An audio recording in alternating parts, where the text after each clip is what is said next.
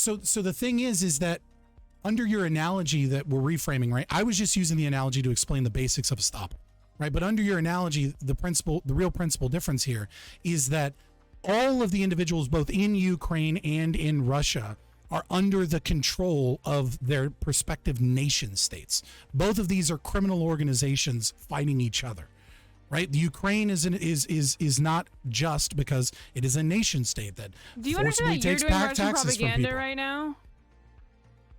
So Right. every action. I just think it's important to point out that, I don't support it, and yet Yeah, I I'm know. forced to support it. I'm a victim I understand what you're saying. of So- this so- America. You can look at history, which goes back, by the way, we have many, many, many instances to look at least as many as Dr. Strange had, to look at, to compare, and to see what happens, and to develop like sort of principles and ways in which societies exist. And I just don't think that it's really possible to be solely voluntaristic and have no coercion in society and not be overtaken by your neighbors, because it appears to have happened every time. Okay, so we're gonna move forward. But, I choose to fight for freedom instead of slavery, like you.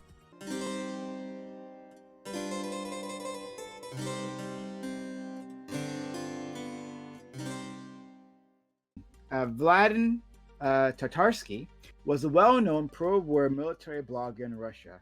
He was killed this Sunday when a bomb went off at a cafe where he was doing a scheduled appearance. Daria Dugina was another Russian propagandist who was that was killed last year in a car bomb. And recently, Evan Gershkovich, an American journalist, was arrested in Russia on charges of spying. During times of war, are propagandists fair game? Are they legitimate targets, like military personnel? These people drum up support for wars that might otherwise end when the public turns against them. So why shouldn't they be targeted? Or should any attack against the press be a war crime? So yeah, guys, again, in case you missed it again, this just happened yesterday. They're having this appearance, and people think like they hid the explosive like inside of a figurine or something, like a gift that was given to this guy, and then blew up, and I think it killed quite a few people there. So it's a tragedy. But yeah, he was pro-war in Ukraine. And so should that guy be targeted? Is it okay? Even if it was maybe a more targeted in terms of like, you just shot the guy. Would that be okay here? So let's start with our friend Lactoid. Yeah, so I heard some reports that it may have been a woman who gave the bomb figurine, but Classic women. I think, I think since total war is the ultimate practice of consequentialism and a complete suspension of domestic morality, as long as you believe in total war, there is no reason why you should not be okay with targeting propagandists, journalists, civilians, if on net the human cost of these targeted attacks is lower than the benefit of reducing the duration and total cost of the war. We did this when we bombed Dresden. We did this when we nuked Nagasaki. This is just essentially common practice. In this specific situation, even though I do want the war to be won, I don't think this war blogger was a major part of the war effort, and so I don't think the action was justified in this specific situation. But I'm not writing off all situations. I think that if he maybe was a more important figure of the government, it would have been justified. Thank you so much. Scott. So this is where we get really into the siren song of libertarianism. And so I apologize for this. I think that if you are a war propagandist, you are stopped from being able to argue in any way, shape, or form that you have any right to your life. I think anyone has the right to blow your brains out at any one point in time. I include Dylan Burns for this. I think everyone it's completely justified to just blow his brains out. However, if that individual recants those positions, right? I'm not telling you should. I'm not saying it's good to do it. I'm just saying he can't argue that he has a right to not have that occur. So the moment that you recant that position, what is your actual crime?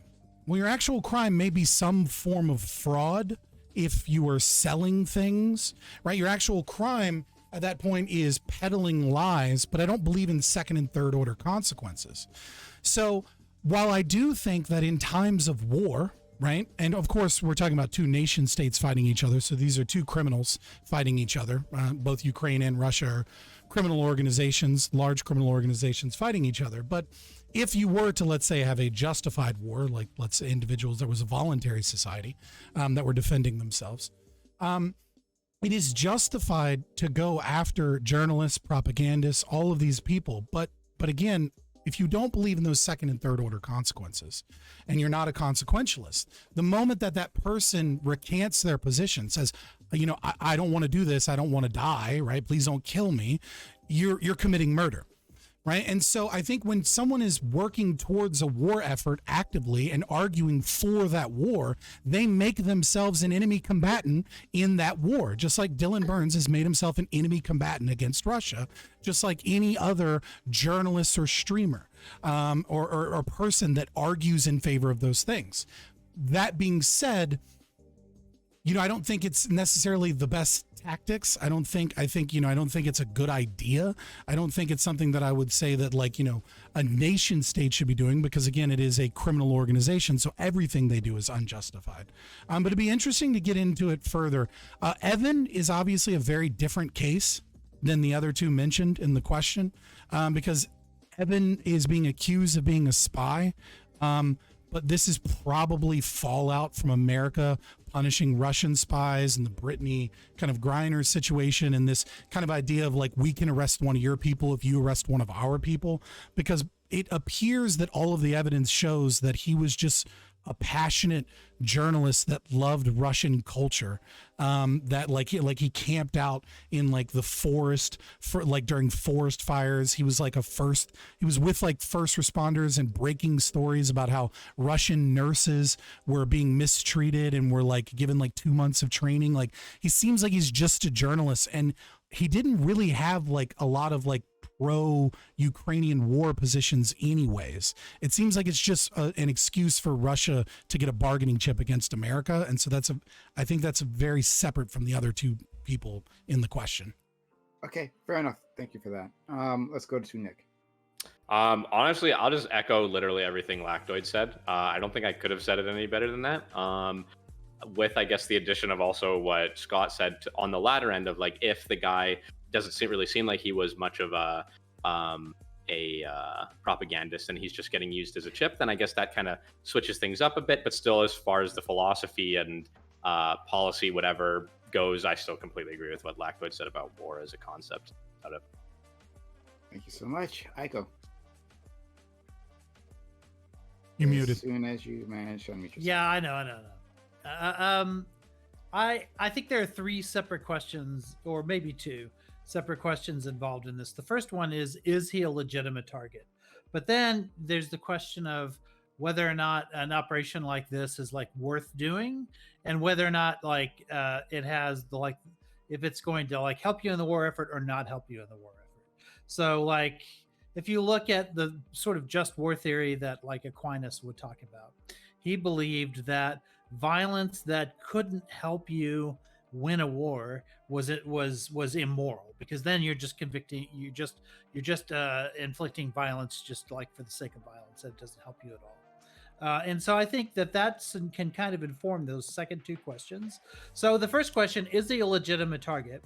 Yeah, I think propagandists are. I think if you look at, you know, if you were to ask yourself whether or not it's okay to go after Goebbels in World War II, or whether it would be okay to go after Tokyo Rose, there were a couple of times when that happened.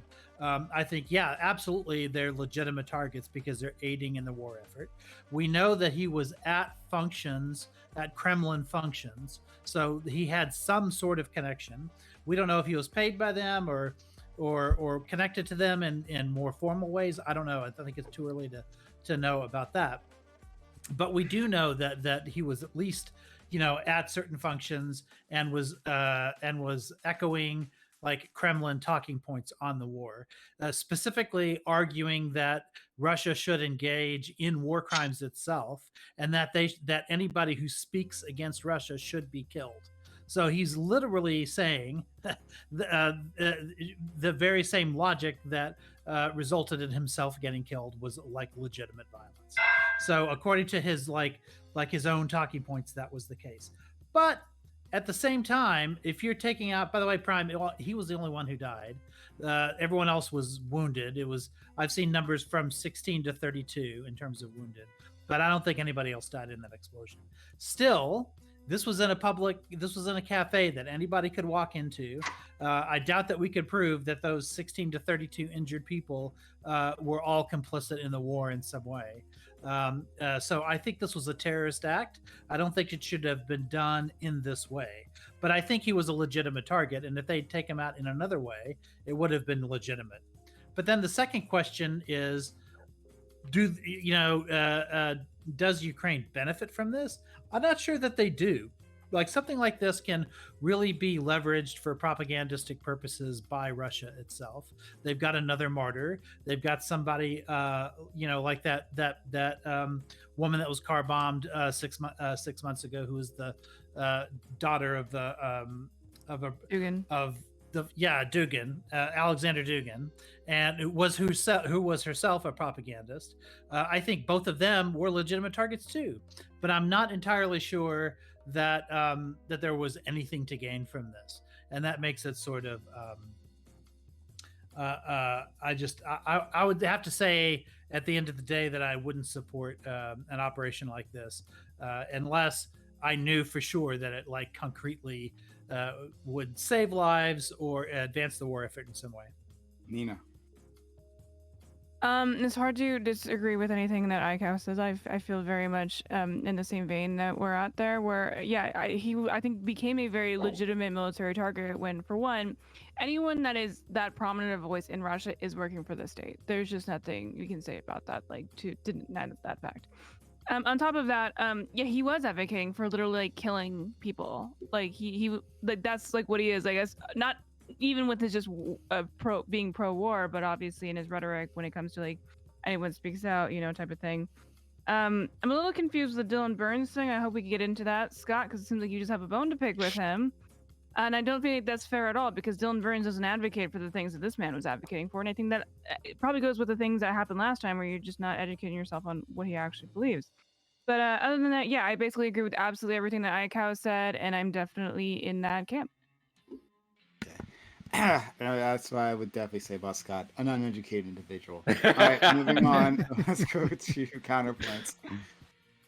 Yeah, so I'm gonna kind of err on the side of when does he become a legitimate target? So for instance, we have war propagandists in the United States. We have Bolton or the neocons and all that kind of shit. So if there were dudes in the war on terror, and if you were somebody who was sympathetic to the people who were killed in the war on terror, would you also be co-signing on small explosives going off in American cities to kill American government officials and journalists who were pro-war? Now, I think there is an important moral distinction that we can get into between just war and total war. I think once you're a total war advocate, if you complain about the measures that are taken against you, you're a fucking hypocrite and a piece of shit. So if anybody is fucking whining oh well, poor him, he got bombed in this thing, but he was advocating for carpet bombing the fucking Ukraine. Fuck this guy in particular. But it is really weird, the precedent that's being set, and I would kind of like to explore that moral nuance. So I'll leave it there. Finally, our friend Gibby. I think my instinct is yes, he's a totally valid target. But the more I thought of it, I think I kind of got to Connor's position, where if we're going to say that he's contributing indirectly to the war effort or supporting it indirectly in this way, then where's the line? Why aren't people who are making food that is prepared and goes to the soldiers eventually some point down the road, why aren't they also legitimate targets? Raytheon employees. Yeah, so I don't know. I think that my position was very firmly yes, they're valid targets, but I guess I just don't know where that starts. Up to the panel. Yeah. So can Doobie, I answer the last thing that Doobie just said? Because I think another example of this, like the Raytheon employees or whatever, in World War II, we bombed munitions factories on a regular basis. These weren't staffed by Nazis; they were staffed by people in the local town that were drafted by the Nazis to go in and make and to make those weapons. And yeah, we blew up those factories. Like if you are materially That's a participating. moral horror that we can avoid with modern technology. So do we really want to return to the early 20th century style of warfare? Wait. So Why would we want to? propaganda. Why would we want to avoid that? Right? We want There's to a stop the difference munitions from that- going to. There's a difference between the person that makes the food and the war propagandists. The difference is the person that makes the food may be compelled to make food. They may have no other choice but to make food. They may not have the financial means to escape the country that they're in, and they're simply working a job making food. The war propagandist specifically argues that the war is just and that the killing is just, and may even be potentially lying on behalf of the state. That is the difference. Once that person recants that position, once that person says, I'm anti-war, I don't want to be involved in this war, and I don't think we should be killing anybody, right? Then we deal with their actual crimes. And their actual crimes, more often than not, are very limited and don't justify actually killing them. But whilst they're in the position of arguing that the war is just, they are a completely valid target because they cannot logically argue that they're not an enemy combatant because they're arguing in favor of the war. So I think the lines here are a lot more gray when it comes to determining what's a valid target in terms of, well, if they're advocating, well, then yes, they're a valid target because they could leave and they're not necessarily relying on this for money when they could be, right? They could be relying on that for money and they could be being pressured by the government to say what they're saying. While the person who works in a canned food factory who's producing food that's going to go into the rations of Russian soldiers that are rolling into Ukraine right now. I mean, so could they leave? Potentially, right? I mean, they could potentially leave, and the propagandists could potentially not be able to leave. Yeah, but I'm not talking about second. I don't think the your line dissection is missing what I'm saying. If you work in a munitions factory or you work in a factory that's producing MREs, the shit that you're making is going to be your critique doesn't make sense with what I stated, though, right? Like you're talking about the material second and third order consequences of an individual's actions. What I'm talking about is, are they actively arguing for the war or not? Philosophical. Can we get some framing here? Are we talking about, because you're using the term enemy combatant, and that kind of implies that it seems like it's some sort of governmental strike. Are we talking about morally just because I assume it's just my assumption is that it's a Ukrainian sympathizer citizen is my assumption. Well, I mean, we don't what know. I feel like it is. Of course we don't know. Probably. But I feel like we need to be framing this argument. And which one are we talking about? Are we talking about, is it okay for a Ukrainian sympathizer living in Russia to do kind of some sort of stochastic terrorism in some ways in this situation? Or are we talking about, is this a military target, legitimacy? So if an individual, if I argue, right, that I should, that it is just and it is morally right for me to steal your TV, right? It's morally unjust and it's right for me to steal your TV because there are people out there, you have 2 TVs and there are people out there with no TVs, right? And so I argue that we should redistribute televisions, right? And that's my argument. And I say that it is morally just to do so. Then you do not need any permission or anything to be justified in taking one of my TVs because I have multiple TVs. That is what we are talking about. When you have a war propagandist that says that's it is more. Well, I let agree on this. It's not even a metaphor. It's following the logic of whether or not.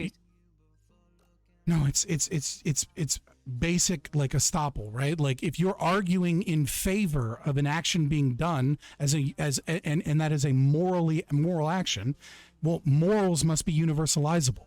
And so when you are a war propagandist and you say that it is okay for a nation state to kill people and commit what other people would consider to be war crimes, you cannot simultaneously say, yeah, but not for me though.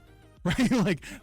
We should burn and pillage other people, but not me though, right? Okay, you can't argue that. This is the line though. This is what we're talking about though. because there are people who, like iCal Rich has mentioned, just war theory. There are also people who advocate for limited war, in which you don't attack civilians, in which propagandists and journalists are strictly no go, like unless they're providing material support for like combatant forces. So like that's where I'm saying like the morality in this case might be clear because this person was advocating for total war. What's the topic? But but I'm trying to say like for instance, just let's use Bolton as an example, or let's use Rumsfeld as an example. Both of these people advocated for the Iraq War under false pretenses. While they might not personally have gone into people's homes and shot, civilians in the head or whatever, there was civilian collateral damage. So then at this point, even though it's like a consequential thing, like, can they be held accountable through a terrorist assassination or something like that? Let's take Bolton, for example. Bolton admitted live on television that he orchestrated coups against democratically elected leaders. And so I think in John Bolton's case, I think it is perfectly morally justified for anyone to kill him, and it's not a crime to do so. And even if he were to recant, I don't think that he has any right to argue even still that he not be assassinated. There's a second problem with the Bolton thing, and that is, at the time we're talking about, it's the war on terror. It was primarily against Al-Qaeda, and Al-Qaeda would have targeted, they were willing to target Twin Towers, everybody inside the building. So, I don't think when you're talking about just war theory, you're talking about a world in which both sides are following the same set of rules, like the Geneva Convention or some other set of rules. And here we're talking about an enemy that doesn't recognize, like Al-Qaeda didn't sign on to the Geneva Conventions. So at that point, I think everyone is a legitimate target in the eyes of the enemy we were fighting at that time. Let's go back to it. Yeah, I wanted to just, I guess, reiterate kind of my contention here of I don't think that it's as clear, there's as clear of a differentiation between like a war propagandist and a munitions factory worker. So I agree with the concept of, if you're advocating for people stealing TVs, it would be ironic, I suppose, if you got your TV stolen. But I actually think that would be maybe even less of a there'd be less of like a moral onus on you for advocating for stealing TVs, as opposed to if you were actively an accomplice of stealing a TV. So let's say you knew somebody was going to go steal a TV and you provided them the layout of the house that they're going to go steal in. And in fact, you manufactured the picks, like the lock picks for them, and you mailed it to them. And then you also gave them a gun and loaded it with bolts, and in case they ran into anybody, right? So you're providing this person with the tools that they need to go and do this bad act, right? And so if you work at a manufacturing facility that's making bullets in modern day Russia, I mean, how is that like functionally different than supplying weapons to a sociopath or sending lockpicks to like a thief? Several ways, right? Number one, I don't care about the material conditions, right? Like I only care about what like we can logically justify and what's unjustifiable. Right. And so it is unjustifiable to aggress against a non-aggressor. However, when you add in the fact that that person argues that aggression is moral, they cannot simultaneously argue that aggression is also immoral. That is the distinction. What you're saying is the factory worker is providing the material resources for this conflict, right?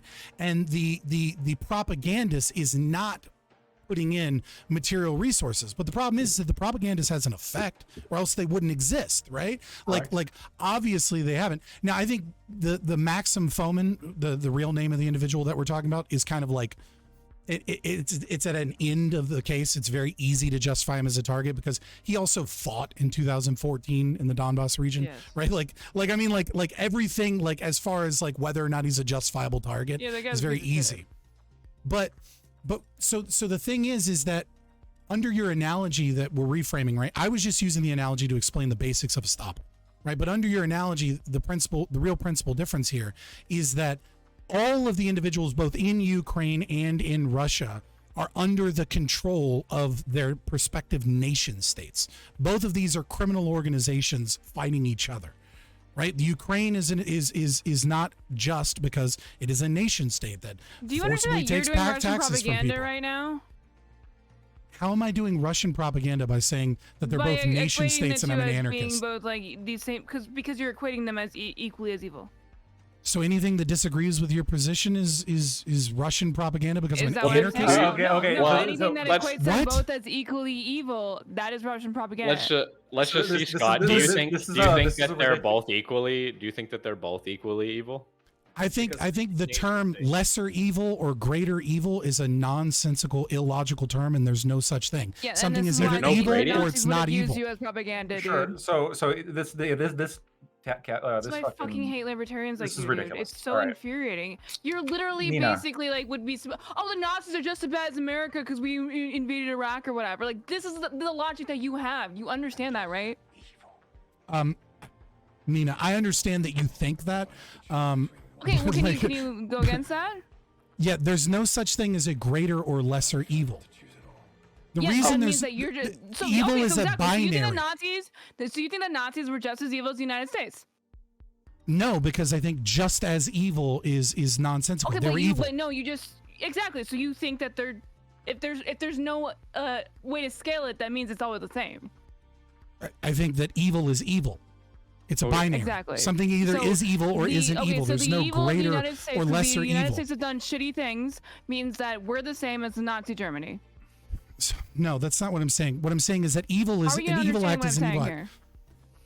Exactly. Nina, so it's all the same. trust me, you're the I one have that's a confused retort when here. you're ready. Right? So, Yeah, sure. so for example, right, when you say that there is a lesser or a greater evil, what you then do by saying that is that you're saying that there is a scale of evil and that we can choose lesser evils, There is a scale right, of evil, as a yes, means of yes. avoiding greater Objectively, evils. yes, that we can do that a is objectively consequentialist true. analysis, right? So when you start making that illogical claim, what you then do is No, that you that seems then like that's very you then logical. you Oh, then let him finish.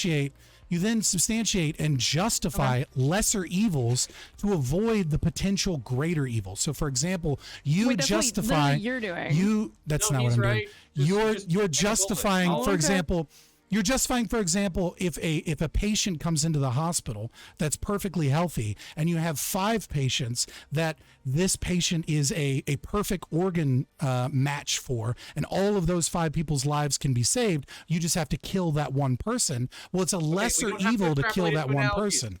We don't have to extrapolate Well, it to I- analogies. you And know, by the way, I'm- no, I don't. I'm want just trying to help Nina here, you know? You're- Like she sure, seems No, it's- confused. I'm it's just trying to help her not. out. I But don't think it's- literally, here's the thing. I don't want to spend the next hour on this because I'm pretty sure Right. that like out You're of right, it would take a long four- time. Go ahead. there's 6 people. Like there's 6 people here. 5 of the 6 people disagree with you.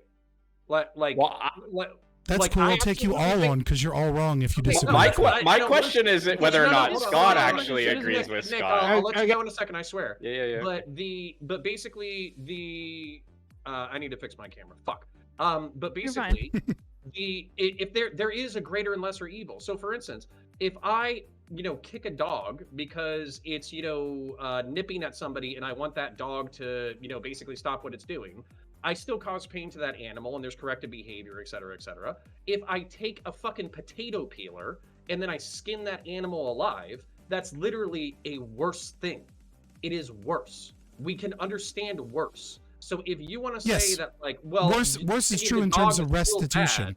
and Okay, and well, repayment. then maybe we just need to move away from like greater and lesser evil and just go with worse because I have no problem because like worse requires more payment and restitution and Oh, so it's reparation. about Okay. rhetoric. Repayment. Sorry. I lactoid here. I was ethics. interrupted, so I'm going to go in with them. And lactoid would answer Counterpoint's question by saying like, what you can hurt. Does it matter what you do to animals? That's exactly what his answer is. Probably. Correct. property. I think, unironically, yeah. property, yeah. If you support factory Isn't farming, there's no Lactoid's way you whole can job system like here. scaling up what is better or worse and compensating for it? Like Good that's- point. That's Yeah. that's how civil trials work. Absolutely. So, Scott, before we went off on that tangent, what I wanted to say was that nothing you were saying actually addressed what I was saying. And what I was saying is that the munitions maker, who's actively an accomplice to, I guess, the wrong or the evil that's being conducted, it seems like all the specific points that you pointed to as that make it different don't really make it all that different, right? Soldiers don't necessarily choose to be soldiers, yet we recognize them as valid combatants, right? Because they're armed with the guns and they run, and they could be drafted. Oftentimes they are. In Russia, they're drafted, and they are given a gun and they're told to go at the enemy. Well, okay, so they didn't choose that, all right, but they're a valid combatant. Well, what about the person who puts the gun in their hand and puts the bullets in their magazine and and puts the food in their rations kit, right? Logistics wins wars, right? I think Patton said that or something. Yeah. So this idea of the we're problem going to is draw that the line and we're going to leave the combatant, like the soldiers and the propagandists, as valid targets, but then for some reason the people who make them able to do what they do are all of a sudden not combatants. It just doesn't make sense to me. No, so I didn't say that they weren't combatants, right? Well, I was keeping it in line with the topic, right? In terms of how do we determine what is a justifiable and unjustifiable combatant in terms of war propagandists, right?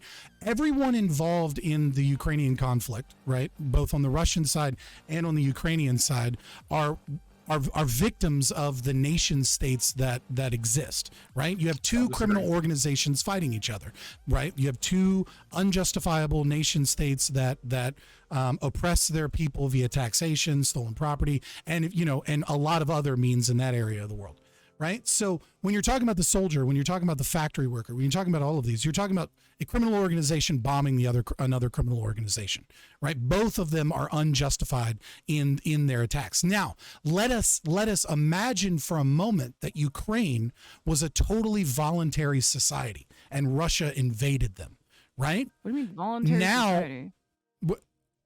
I'm just gonna go forward, Nina. A utopia, right, which right.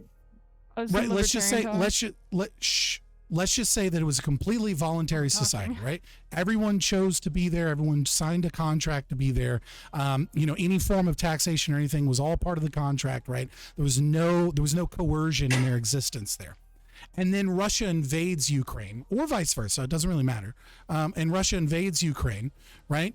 Now, anything that is in defense to stop this criminal organization from invading them is a fair target, right? Anything that that is when I would go then moving into just war theory as far as Rich is concerned, right? Like bombing a factory, bombing food, bombing anything that helps them defend themselves and win the war is perfectly legitimately allowed, and the collateral damage is something that may need to be addressed in court at a certain time if things are done in such a way, like if you drop a nuke presumably to stop a farm, right? Like Dresden, right? Like we lied about Dresden. We said that we were blowing up bridges and we were blowing up munitions places, but we were also just blowing up fucking neighborhoods for the fun of it. And so there were actual crimes that were committed there, and those crimes we can regard there because those were not designed to actually win the war. But what we're dealing with is two criminal organizations, two nation states. Nothing they do is justified. Period. Okay, I have to address this in a less fucking autistic fucking way. Holy shit. Go ahead. So no, we do not need to return to the war mentality of the 20th century in which you can just randomly fucking carpet bomb nations because they're all participating in the great evil of war. Just take the no out of that because I didn't say that. Okay, I don't give a fuck, because basically what I took away from what you said is that if a voluntary society fights a non-voluntary society, then the voluntary society can do what it needs to do in order to end the war, up to and including really fucked up shit, as long as they're going to end the war, and then they can rectify whatever collateral damage or fucking crimes they do afterwards in a court. That's almost what I heard verbatim. That's not what I'm saying. That's not what I'm saying. I'm not saying that you can intentionally. I'm not saying. I don't care. Well, then if you're just gonna straw man me and fucking freak out and call me an autist, and you can't formulate a fucking argument, then get your shit together. I want to respond to Lactoid in a way that's less autistic. So, during the early 20th century, we had fuck you too. So during the early 20th century, we had basically dumb bombs, dumb guns, dumb artillery, dumb every form of technology. It was not possible, or it was still very probable that while targeting legitimate military targets, you were going to kill civilians. It was just the way of the land. And our mentality was adapted to that reality. where we targeted everybody. We killed fucking everybody, okay? That's the way that nation states fought wars, and we carried that into the 1950s in the Korean War, in which we literally bombed, I think, a quarter of their population to death, and we annihilated every single structure that still had 2 blocks on it. That is fucked up, and it didn't need to happen. Whereas what happened once we had the 1970s and we evolved technology with basically like smart guidance and counterinsurgency tactics and guerrilla warfare and all that kind of shit, we basically moved to a model in which we only targeted necessary military infrastructure in order to achieve our goals. And not just that, but we also didn't target fucking civilians willy-nilly and do whatever the fuck we want. Fucked up shit happened in the war on terror. I'm not denying that for a fucking heartbeat. But the fact that, like, I think it's infinitely better to invade a country, leave its infrastructure intact, and try to turn it over to locals than it is to carpet bomb them back into the fucking Stone Age. And any person living in a society that wasn't bombed back into the fucking Stone Age would know the difference between the two. Can I? So I don't think. Who I are don't you think arguing anybody. against? I'm not advocating for carpet bombing anybody into the Stone Age. I agree that like smart weapons would be a good idea to target things that are a military, like a necessary military target. I think that maybe the disagreement comes with what we're designating as like a valid military target. My idea here is like there is a weight to the human cost of war, but this weight needs to be weighed against the how valuable that target is in ending the war. So, okay, but so like a munitions factory. So, for example, like a munitions factory that is like producing bullets for the military, that might be staffed with like 200 civilians. But I would say, like, even if you could use a smart weapon to blow up just that factory, and it would kill 200 civilians, that's still a valid military target because it's producing bullets for the military. I don't think anybody would disagree there. I think what was kind of what I was inferring from your question is whether or not the worker there had some level of moral culpability that would make him a valid target. So, for instance, if he's at the cafe, getting his coffee before he goes into work, is it okay for a asymmetric warfare, jihadist, insurgent, guerrilla warrior, freedom fighter, whatever you want to call him, to basically blow his brains out while he's in the Starbucks line? And I'm just saying that is not the box that we want to open. No, hold on. It depends on how valuable he is. So let's say he's like the one engineer for the munitions factory that knows how to produce a particular type of ammunition. It doesn't matter. They're civilian. Okay, but he's the one guy, and if you get him, you're gonna like cripple the Russian war effort by 20%. Let's just fucking say, right? He is a valid military target at that point. Okay, then you have to own something here, which you can perfectly own it, and I'll even like co-sign it a little bit. We don't have to imagine this happened with Israel. Israel was driving around in Iran and basically using magnet bombs to assassinate nuclear physicists and scientists who were allegedly working on the nuclear program. So we don't have to imagine. Now, I can see that as justified, but then if Iran supports paramilitaries in the Gaza Strip and West Jordan, I'm not going to fucking it's fucked up, but I'm not going to lose too much sleep over it because they opened the can of worms. So, and I think this is maybe another disagreement where, like, I understand the sort of feeling of hypocrisy when we're talking about the methods, but I think ultimately what this boils down to is, okay, what methods are we willing to go to win a war that is justified, right? The intent of the war needs to be justified in order to justify the methods to begin with. So if you're just like, if you're the quote, and this is going to be obviously subjective to some sense, but if you are the good guy in the war, right? Like you have much more, I think, leniency with what your methods are in order to win the war, as opposed to the bad guy in the war, because what you are doing is not in the best interest of, I guess, the end goal here. So I'm fine with blowing with the Iranian nuclear physicists with the magnet bombs. I would bite that bullet. I would say yes, it would make sense, and it would make sense to target people who pose a demonstrable military threat. Just because if you kind of agree with that counterpoints, because you said it's okay to blow up a factory. So my question for you is, why is it okay to like blow up a factory with 200 civilians in it that we know are going to die, but like not okay with killing one guy who could shut down the whole factory for like the next 5 months? Because if you blow up the factory's not there anymore. Like, it doesn't matter what the guy is. The personnel costs sometimes are more than just the property. Okay, so well, to be clear, we're not. Understand what I'm... When we talk about the munitions factory, we're not saying that the workers in the munitions factory are themselves legitimate targets. Right. They're not the targets. The target is the factory. They're collateral damage, and a calculation has to be made. Why? As to what that ratio is. Why are The they guys not are considered making them in combatants? their like Yeah, shacks, why, bro. why, Like, why, what why do you aren't mean? they? Why are the people Whatever. producing bullets for the military? In- Just all in the right, same in way, many just in the cases- same way, the soldiers who running into combat are valid combatants. Why Because aren't the then people you arming then them you justify valid terrorism combatants? instantaneously, and it opens up an entire manner of warfare that we tried to close the door on in the 20th century. The factory worker is one of two things. Before then, I just, and Scott, I promise you'll have a It's spot. not I just really wanted to an see answer Nick. to why we can't do Nick, it. but- I want to check in with you to see if you had anything you want to add. Before it seemed like you wanted to engage, so I want to give you some space. No, it's cool. I can just hop in whenever I need to. There's nothing that we're on right now that's like super. He's got some war guns, right? So All right. the Right. factory Go ahead. worker is one of two things. Either the factory worker wants to be there and wants to support the state in their actions and the war that they're in, and therefore they are a valid Doesn't they are a matter. valid target, or they do not want to be there and they are a victim not of the person bombing the factory, but of So the nation intention? state that Nina, let me finish. Sean. Let him finish. Let him finish. You gotta let him So finish. Go ahead. they're either one, someone that wants to be there, that chooses to be there, and supports the war effort through their labor and through whatever financial stuff they're doing, or the second one, they're a victim of the nation state that forces them to be there. They are not a victim of.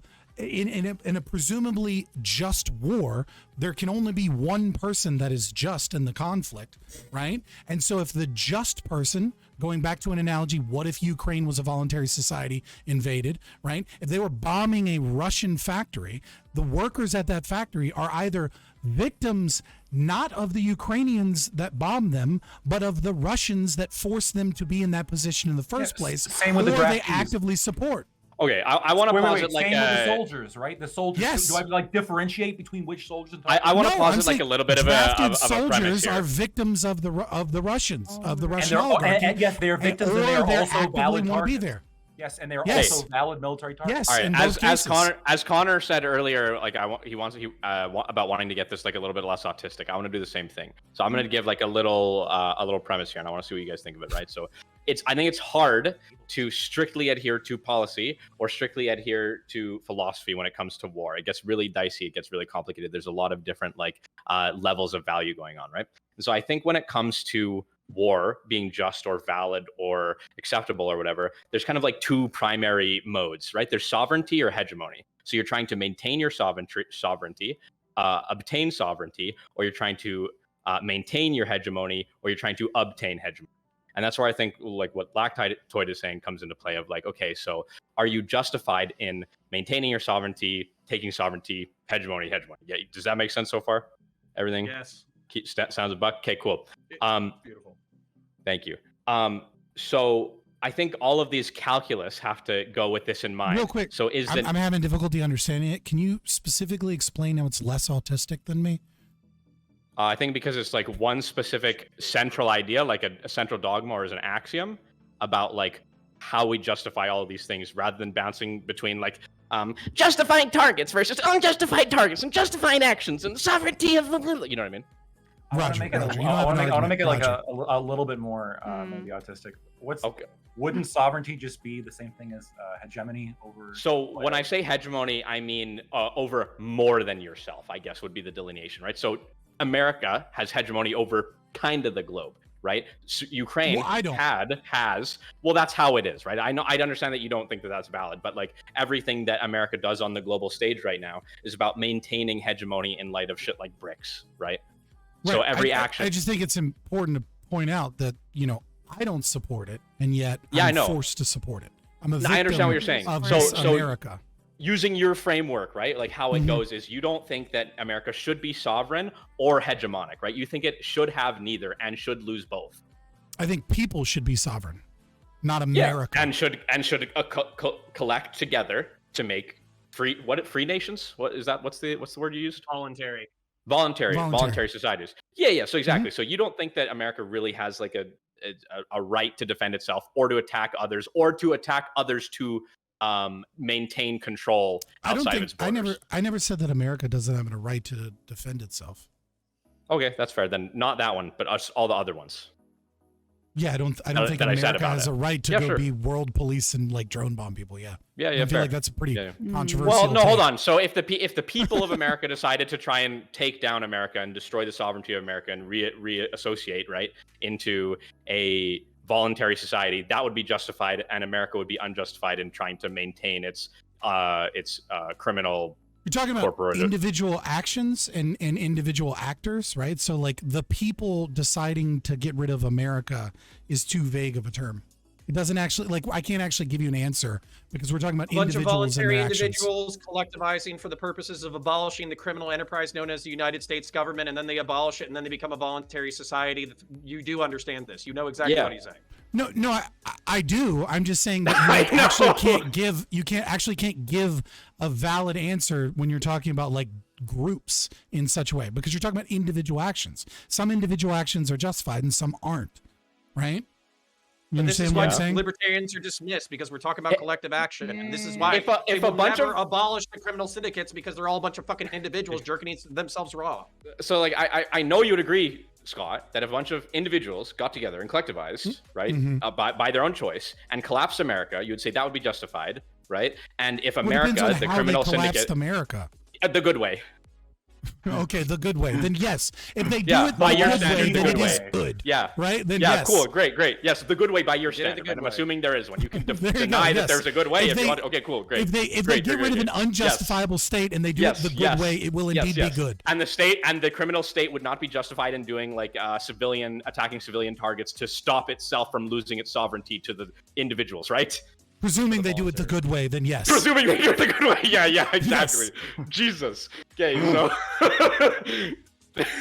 so now we go back to America and Russia and sovereignty and hegemony and all this sort of stuff, right? I think what it comes down to is it's really simplistic, right? It's like if your sovereignty or your hegemony is justified or valid, whatever a rational, honest actor can do to maintain that allows him to sleep at night is fine. Because if he does an action that allows him to no longer sleep at night, then he's doing the thing that invalidates his sovereignty or his hegemony, right? The reason America thinks itself can maintain hegemony of the world is because it sees itself as the good guy. So if it has to do actions to make itself the bad guy, it can no longer internally validate its own hegemony. So this is the reason I pointed this out, and you may make another comment about it being autistic, right? The reason I pointed out the individual actions is because it does show the problem with what it is that you're stating. Because an individual that is fighting for Russia in the Donbass region, hoping to get independence in their region, is perfectly justified if we're just looking at the idea of sovereignty as a collective group. If you think that sovereignty is something that is established as a collective, then what you are saying is Russian soldiers fighting against the Ukrainians are perfectly justified in everything that they do if they have family in the Donbass region, and they're hoping that Russia will give sovereignty to the Donbass region, which is what they were arguing for a year ago when we were in peace negotiations, was that Russia maintains control over Crimea and that the Donbass region that had many, presumably 14,000, depending on whether or not you believe the numbers of deaths from Ukrainian forces in the Donbass region. This is why it's problematic to say that war is justified based off of a collective idea of sovereignty in nation states, because that actually justifies certain Russian actions by doing so. Well, I think it did justify certain Russian actions up to a point until they went past those actions, and then they effectively all right, well, I'm just going destroyed to quote their... Nina here and say, do you realize that you're doing Russian propaganda for them peaked. right now? You peaked. I couldn't hear most of that. I said I'm just going to quote Nina and say, Oh, you're doing doing Russian propaganda. propaganda. Well, yeah, I'm fine with that. I fought with people on the basis of the Russian incursion in their super early stages. Like, I think there's some legitimacy here. But then Russia took it way too far. Like Putin was like, well, listen, we just have to peacekeep. We just have to like cross the river, get a little bit into Crimea. You know, there's just a little bit of stuff. There's a little bit of things we have to do here, right? But then the tanks just kept fucking going. And the people just kept fucking dying, right? And so it's like, there's maybe some validity in the early stages, and then it got completely invalidated. Let's try Our friend, okay, I see your hand up. You know what? Why don't we go to Aiko first, and Doobie, if you have something, I'd love to hear from you afterwards. Aiko. Yeah, I just want to riff a little bit more over this Bolton thing, because the reason I mentioned that, it's a little bit different with him because Al Qaeda doesn't like follow international agreements. After having said that, I thought, what protections do we have internationally that we've all agreed on for the protection of journalists? And it came across with this from the United Nations own series of resolutions on the protection of journalists in warfare.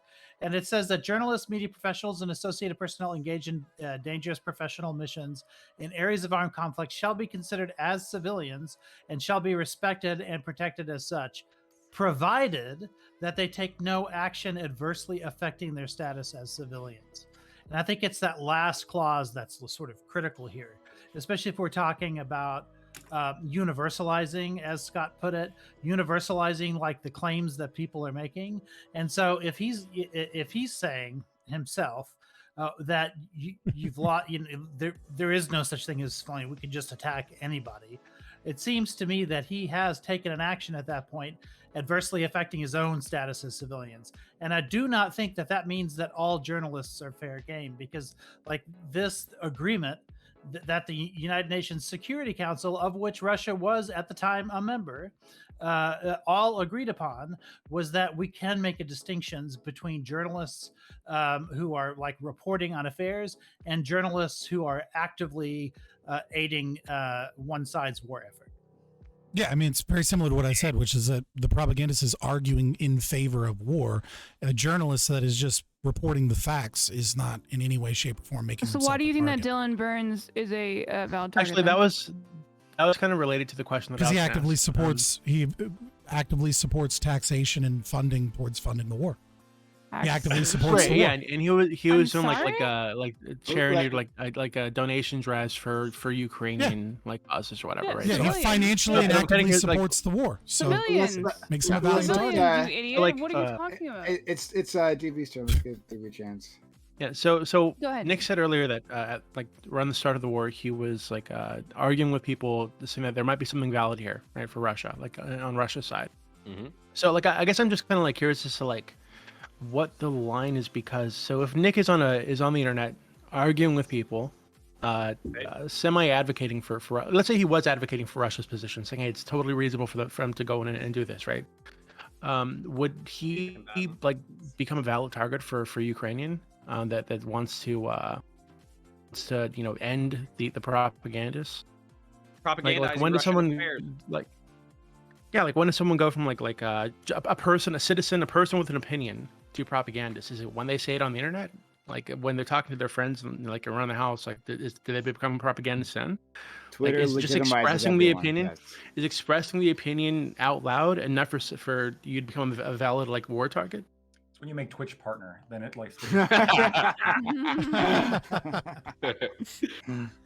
Good point. I mean, we do have people who have been acting as propagandists who are on the Twitch platform, who've been kicked off of Twitch for that reason, in fact.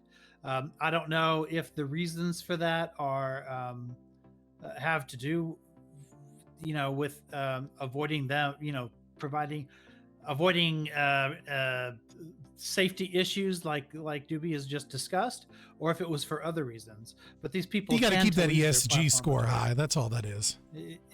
I mean, just about every lefty Twitch person, right? Has been very anti-Russia, very pro-Ukraine, very, hey, put the blue square in your Twitter profile, whatever the fuck. With all these people, not the far left. the Greenwald line, left is on the other Well, like I side. said, all they have to do is Well, recant. we don't count. We don't claim tankies. Right? Yeah, hold on. If they don't recant, they're valid war targets. Yes. Literally everyone that argues in favor of war and says that money should be taken from people, that we should support the war effort, and that we should fight is a valid target until the moment they say, what if I justify I don't support the war and justifying theft and murder? What if I try to justify a past war and warfare in general as being valid? Well, I mean, it depends on the war.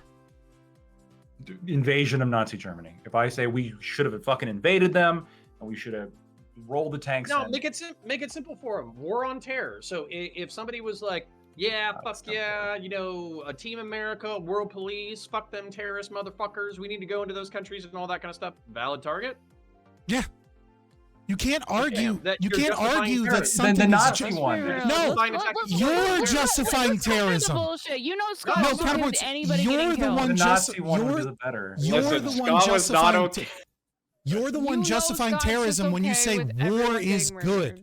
When you say it is okay define to terrorism? invade, to have illegitimate empires, invade countries, and cause hundreds of thousands, if not millions, of deaths in a country, Okay, so- and so that's is what okay makes them because illegitimate I is- like my guys. Okay, what about the Okay, invasion is of it Nazi okay? Then you Germany? What say makes I'm them- justifying terrorism because I say you have to logically live Okay. with what it is that you justify being done to yourself.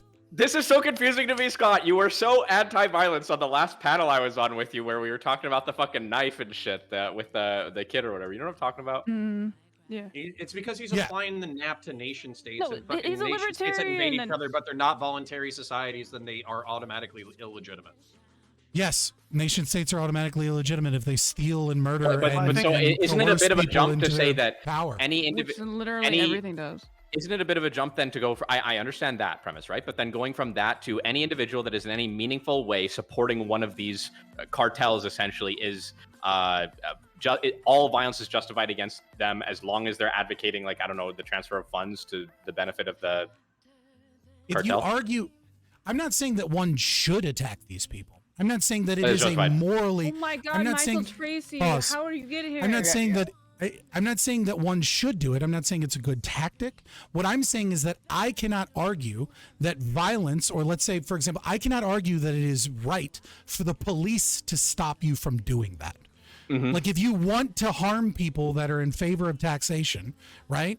I don't think you're a good guy. I think that you're probably a piece of shit. I don't want to associate with you, Okay. but I can't use violence to stop you unless that person recants their position. Yeah. Okay. Can I? This is gonna be super autistic or whatever, but can I? What's your Can primary? we not use autistic? I don't know why We're not allowed to use it. Why? Can we just try to? What's the big deal? Try something else. Okay, Okay. Okay. All right. I'm gonna be super just- atomistic and ask one question really quick. quick shout out. You can use ableist slurs on the heated hippie. See you on Friday. Hey, there we go. How silly it Okay, is. so what's your? This is like kind of a separate point from the whole conversation, but what's your main meta-ethical foundation, Scott? Like, do you think morals are like emotivistically derived, or what? You're gonna. This is a conversation for another time. Literally, just give me the name. Just Don't do give it. me the one word. Give me the one word. Are you an emotivist or are you an intuitionist? One word. One word. What's the one? He has 4 videos for you. Yeah, I mean, it's so. I mean, like, I don't know. Once we get into the category of things that I cannot logically prove to be unjustifiable, right? Like, I kind of bounce around, right? Like, I kind of like I believe. Right, like sometimes I have an objectivist framework. Sometimes I believe in like emergent ethics, right? That may be necessary for certain combinations.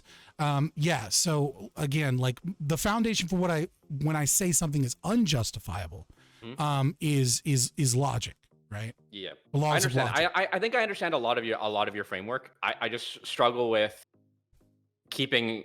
I don't want to say keeping it all coherent because I'm not trying to be offensive or anything like that. I can't empathize with how you collect the world. So I was hoping that maybe knowing your meta ethical whatever would help, but it hasn't. Other than objectivist. Yeah, Sometimes. I mean, like, so. Well, no, I mean, like, so. I mean, I like, think I actually just kinda give some Scott's I back, but mostly agree with I think objectivism, except for the portions of deontological positions that I hold as informed by argumentation ethics, which is violations of the non-aggression Let's go to principle. Doobie. Okay, then, that makes a lot of sense. Actually, that helped.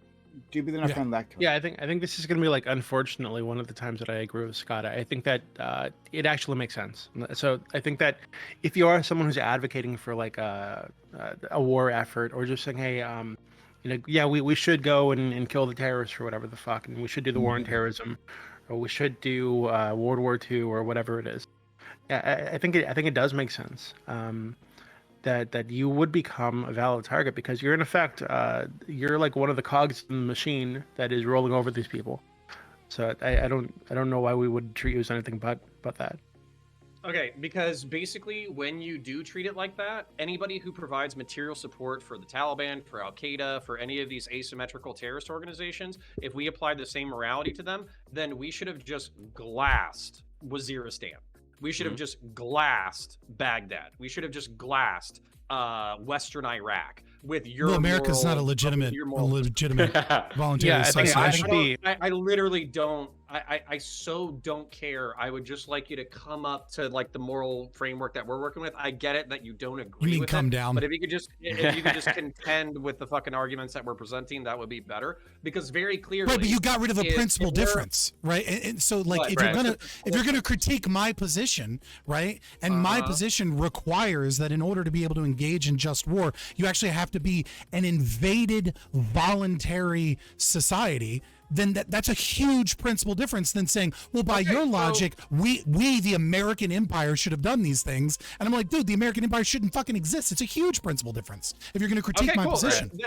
Then hold on. Then Al Qaeda and Taliban, as long as they were voluntary, they're perfectly fine organizations that have. When every the right fuck to has the advocate. Taliban ever been fucking voluntary? Like, they roll into fucking towns and grab random dudes and be like, I'm going to murder your wife if you don't take this radio and conquered- tell me when the Americans come in. Like, that's not a voluntary association. Fucking trafficking kids. Like, these aren't voluntary associations. They conquered Afghanistan in 11 days. They must have some level of popular support. So, I mean, maybe it's all voluntary. You know, have you asked the Taliban? Have you asked a Taliban member if it's voluntary? Have you added their Twitter in order to see if they're a voluntary organization? I just gave you primary examples of things that they do that prove that they are non-voluntary. So okay, fair, but I don't. Can we believe in also make a voluntary shit if distinction? I don't want to keep returning to the screen. Can you also remember the distinction, right, between whether something is a legitimate target, and I guess what I'll say now, whether something is an efficacious target, right? So you have many legitimate targets to choose from. You are not going to go after all of them because you have to pick and choose. You have to prioritize. And so going after like every single member of Al Qaeda won't work. We noticed that it was a big mistake in the Iraq war, which we shouldn't have gone into it to begin with. But one of the mistakes once we went in was that we just excluded every member of the Ba'ath Party from government, which is how we got ISIS to begin with, because they all got excluded from power. And so instead, what we should have done was prioritized and found the worst actors and then taken care of them. It's not to say that the other actors aren't legitimate targets, but it might not be efficacious to go after all of them. And in the case of this blogger, I think that the question has to be asked. I mean, I've argued from the beginning, obviously, that he's a legitimate target, but I also argued from the beginning that it didn't make sense to take him out. Like, even if you It probably made him a martyr. worry It probably did the exact opposite. Right, exactly. The rhetorical effect of doing that it probably isn't worth whatever gain they thought they were going to get from it. Yeah, Ukrainians are criminals who deserve whatever happens to them because they assassinated this guy in their terror. Just gave Russian civilian populations like a reason to sign up and protect their homeland because the war is coming to them. Lactoid. I want to make a point and then ask a question. So I guess the point is in response to Aiko. I think a just target and an efficacious target are one and the same in the context of war, because war is intrinsically a suspension of domestic morality, and it's a purely consequentialist analysis. We're trying to end this war. People are dying. The whole thing is unjust. We got to end it quickly, right? And we have to end it efficaciously. Efficiency there is morality. It is justice. This also lends credit to why you can't just glass everybody, because not everybody is an efficacious target. And if you can end the war by using the minimal force necessary, just like in self-defense, that's like the most ideal path. But that also opens up to some people being open targets, such as people who work at an ammunition factory, right? When you blow up an ammunition factory, you're not just targeting the brick and mortar. You're also targeting the technicians there who have decades of training and that is not easily replaced. Same thing with pilots. Same thing with tank crews. You know, the Russian elite tank crews were wiped out, and now they're having some difficulties staffing their tanks. All of that, and a lot of the Russian soldiers didn't want to be there either, right? All of that all their lives matter, and all of that needs to be taken into consideration. But An efficacious target is a just target in the concept of war. But one question I have for you, Scott, and I think this might highlight one of the major differences between us, is you said, okay, a perfectly voluntary society is justified in using whatever methods to defend itself. What if you didn't have a perfectly voluntary society, but you had a significantly more voluntary society? So let's say you had like on one end, like North Korea, that invaded a country who had like no government, like less nothing. evil. Yeah, versus a less greater evil. Yes, a less evil. So let's say you had one. It's either society voluntary or it's not. Okay, hold on. You had a society that was literally like everything was voluntary, except they had like a 1% sales tax applied to bread every other year. And that was just like the one thing they fucking did for some reason, okay? And then on the other hand, you have 1984, North Korea, Stalin, Bukkake, and they're all rolling in with like 85 T-34s or whatever. Justified or not justified? Like, are they just not voluntary enough? Like, how does that work? Well, again, it's either voluntary or it's not voluntary. It doesn't matter. Why are binaries more logical than spectrums? I think that's something you basically said earlier. That's the big disagreement I have. I see it as more voluntary compared to less voluntary, and more the justification of war is always better when a more voluntary nation is subjugating a less voluntary nation. That's my test to see if the war is so you take it at its end point, right? And the problem is that once you justify a non-voluntary system, so it kind of intuitively makes sense, right? You have a let's say liberal democracy with a 1% bread tax, and for all intents and purposes it's voluntary, except they forcibly charge taxes on people, but it's incredibly minimal. It almost feels consequentially, right, to be a voluntary society, but it isn't. But it's really, really, really, really close to one, right? And then you have like an extreme authoritarian dictatorship. And so intuitively you say, well, obviously one is better than the other because it's closer to the ideal. But the problem is that you justify non-voluntary associations that forcibly tax their people, right, as being a legitimate target that can force people via that taxation to go into war that they themselves do not disagree with. Or sorry, that they do not agree with. You see what I'm saying? Like when you justify the limit case, you justify the principle. You don't just justify the particularist kind of like example. I mean, unless you're a particularist and those people are just fucking coping. But like, you're justifying that it is okay for nation states to forcibly tax and coerce their people into fighting wars that those people might not necessarily support or want to be a part of. And this is one of the biggest, I think, disagreements, because when I look at things like liberty and individual freedoms, I'm looking at them on a human level, right? Somebody brought up the Korean War before. I completely think the Korean War was justified, because look at it now. Look at South Korea compared to North Korea now. Look how many people would have been subjugated and living in complete misery and living with all their rights being violated constantly on a daily basis, absent that action by the United States. Are you Dr. Strange? Okay, hold on. No. I'm just serious question. Are you Dr. Strange? God. I'm not, and I also don't agree with Dr. Strange. So what you're saying is invading you can't go Germany. You can't go into another dimension and see how the timeline would be different if actions were different. What you're using is the successes now, right? And then justifying past actions, except you don't actually know what the alternate timeline if we hadn't violated or done certain things. That's literally how we make every single fucking decision, right? I turn my oven on because I have a rational prediction. Something that's not going to be fucking libertarian schlock. Okay. Reasonable belief. What are you talking about? I have the capacity of imagination, and I have the capacity of abstraction. I can picture little pictures in my head, and I can read things, and I can make inferences. Yeah, I can make inferences based off of available information and historical analyses and all of that kind of stuff. And what I would say is that the Korean War, while justified because it basically prevented a southern nation from becoming an authoritarian communist dictator shithole, that doesn't change the fact that basically a quarter of the population was fucking slaughtered through basically an old moral choice. And on top of that, they left no two stones stacked on top of each other in the north. So the dictatorial shithole that it is likely would have happened because I don't like China either. Like, I think China's a fucking authoritarian, dictatorial fucking shithole.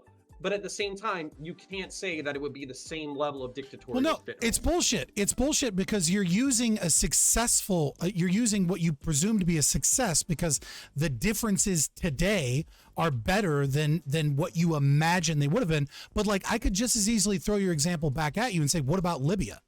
Like, is Libya better off now that Gaddafi's gone? We should have left Libya alone. Did they institute democracy? Did they have American forces stay there for 70 years? Did they have them basically enforce civic liberties that might not have been local and organic to the culture that was there? Did that happen? Or did we just bomb it for fucking 6 months and say, hey, you fuckers figure it out? Right. But you understand. Okay, so now what you're saying is it's justified so long as we we listen to Charlie Wilson, right? Like so long as we make sure that we build the schools and so long as we rebuild the infrastructure, we can bomb whoever the fuck we want. As long as it's efficacious, right? Yeah, let me bite some bullets here. I would go ahead and say, yes, it was good that we had a non-voluntary society that stayed in Western Europe in order to confront authoritarian communism. And it was good that we did it in South Korea. And it was good that we did it that we do it in general. And then most of the times where we have fucked up majorly, basically Vietnam, Afghanistan, and Iraq, it's because we bit off more than we could chew because we had fucking hubris and pride and didn't understand the limitations of our fucking efforts and what we could do with cultures that were not compatible with our own. You have hubris and pride now. You're choosing to look at history through this lens of like these are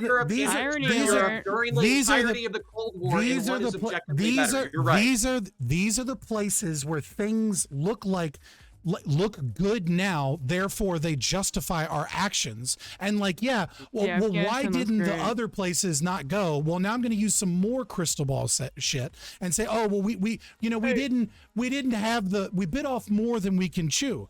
No, like you're justifying invading and bombing places and then setting up and forcibly instituting liberal democracy. And you're using metrics of like average wage and GDP and these other metrics say, well, it is better now, but you're not comparing it. You're not comparing it to an alternate timeline. You can't. Yeah, so you can't actually make that consequential analysis. All you've done is establish a historical fact that something has changed over time and that based upon your subjective metrics, it's better now than it was. That doesn't justify those previous actions. You can't do this with literally any action ever. Hold on. Lactoid, hold on. I can also compare them to historical parallels and contemporaries. I can also do that.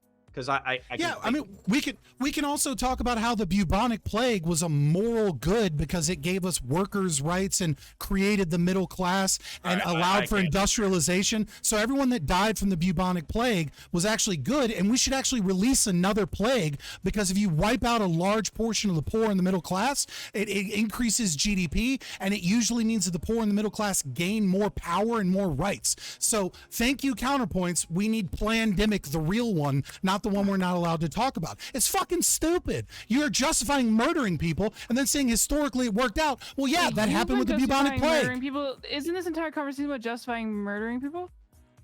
No. Oh, so the whole conversation about being like a legitimate target is not justifying murdering people. There's a difference between murder and killing. I'm sorry, what? Yeah, So if you're gonna talk legally, it's not murder if you break into my house and like with a gun. The inconsistency that he was going back. Oh my god, never mind. Whatever. I don't even care anymore with you anymore. Okay. No, so like murder is an unjustified killing, right, or an unjust killing. So if the killing is justified, it's not murder; it's just killing.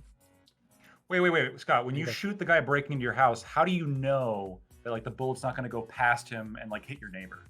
You have like a crystal ball to see that before you make the decision to pull the trigger, or do you like make a rational prediction of I'm going to shoot the guy breaking into my house? So when you're talking about defending yourself, right? And because I mean, like you could take this even to the most absurd. Like maybe I like throw a baseball bat at him, and then it bounces off a wall and like, you know, runs down the stairs and like the ball of spaghetti, right, that just rolls down and Unpredictable causes like an consequences. explosion at all these things. Yeah, I don't give a fuck Yeah, about those second and balls third of order spaghetti going consequences. down I've said your that before. No, I'm not talking about second or third order. I'm Fair. saying so But like you don't no, have no, to go to- hold up. You said that like when it comes to war or really any kind of like larger action, we don't have a crystal ball to like have an alternate Yeah, timeline so to like Pause. hold on. Pause. We don't- No. I can fix this for you. Well, you're confused about my question, so I'll clarify or my answer. So I'll clarify, right? If I use, let's say, a 50 cal to defend myself, and then I shoot through a wall and kill someone else, right? Whether I Probably an intended to do, idiot. Nina, please, you're not You think smart a enough 50 to cal use is a great consonants. Please stop talking. So, anyways, I fire that weapon Okay, and it I'll goes let through that cook. it goes through a wall, and I'm in an apartment building, right? And I kill someone else.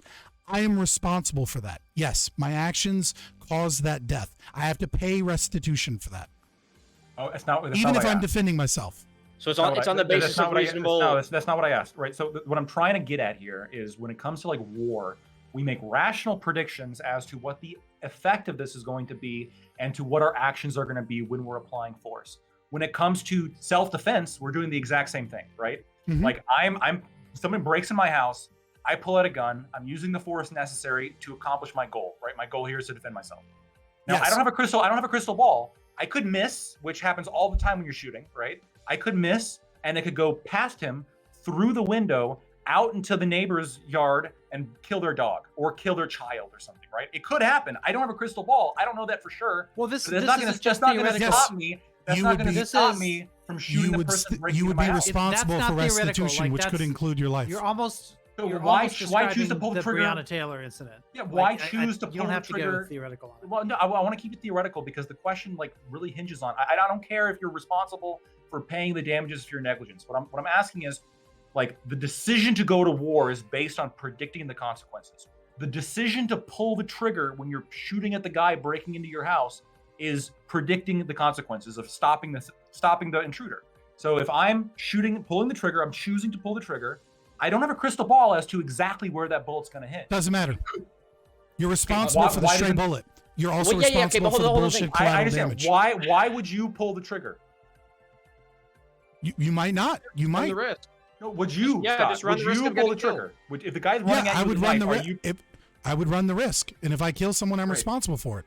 So I would run the risk of invading Korea. That's literally all it is. I Right. run the risk And then- of this being and there being then- backlash. And then you would have to pay with your life.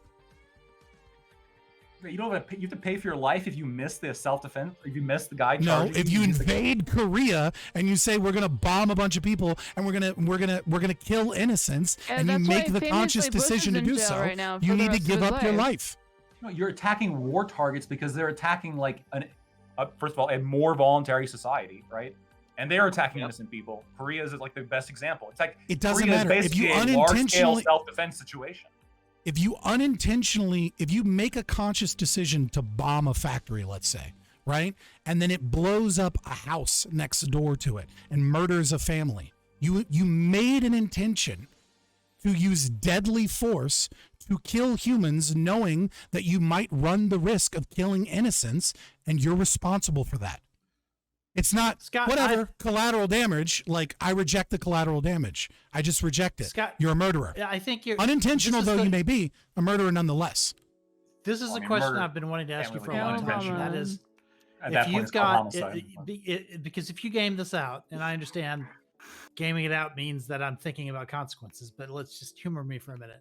No, Because if you game this You're fine. out, societies that believe the way that you do, like on this non-aggression principle, are always going to lose out to the less voluntary, more aggressive like countries. Like it's Yeah, this is the silly. theory. The theory around Vietnam and this theory even existed in the time of Korea was domino theory, right? That this thing would This is spread silly. unless I somebody know, Rich, stood did up you against. know- No, you're just making up Did shit. you You're know just that you're there just was saying a I know voluntary what the society? future will hold. Finish. Did Let you him know- go, bro. yeah. No, hold on. I'm gonna interrupt the cooking in order to mean.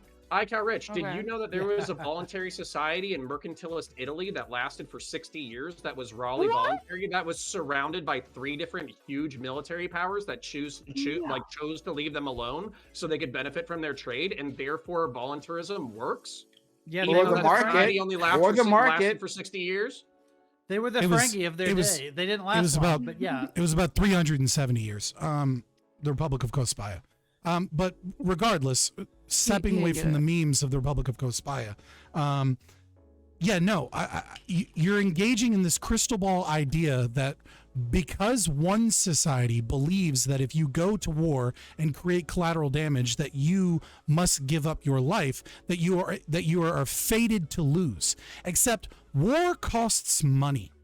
Right? War is not good for your economy. Not really. We like to pretend that it is, right? But it actually isn't. The cost of war is not just the human toll, but the financial toll is sometimes immeasurable.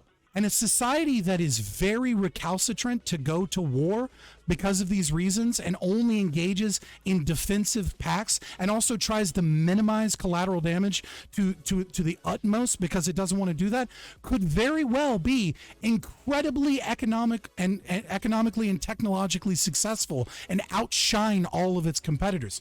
Or it could very well be, like you said, that the other bullies in the room destroy them. But again, just because when my house is on fire, I don't say that in the future my house, if I were to put the fire out, might catch on fire again. Therefore, there's no reason to put the fire out. I put the fire out, and it doesn't matter that houses sometimes burn. If one society collapses or could collapse in the future, it's not an argument that we somehow throw morals out the window and engage in this consequentialist analysis and accept immorality and I don't the think we have suffering to- and Oh my God. illiberalism No, hey, that guys, we've hold faced on, for hold on, thousands of Address years. this. I'll let I don't Ike think go. we have- I'll let hold on. I'll let Ike respond. But like we've Yeah, already I over just- time I for don't- this one, so I just I want don't to- think we have to have the powers of Doctor Strange to know that the children of the Forest in Game of Thrones were going to get slaughtered because they had no means of defending themselves in a cruel world.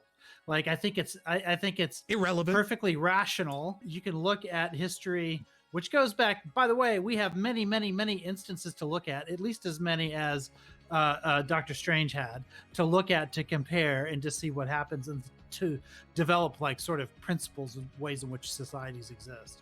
And I just don't think that it's really possible to be solely voluntaristic and have no coercion in society and not be overtaken by your neighbors, because it appears to have happened every time. Okay, so we're gonna move forward. But, I choose to fight for freedom instead of slavery like you. Thank you for watching. If you made it all the way through this video, then you've got to like, share, and subscribe. Over 70% of you watching aren't subscribed, and it really helps. We're live on Twitch every Monday through Thursday starting at 7 p.m. Eastern. And follow us on Twitter for more spicy libertarian takes. Finally, we all know that YouTube is a temporary place for dissidents. One day we'll upset the wrong journalists and be gone. Poof. But it doesn't have to be that way if you make sure to follow us on Rumble. Every video on YouTube is also posted to Rumble, and sometimes we exclusively stream there. Thank you for your time. All links are in the description below.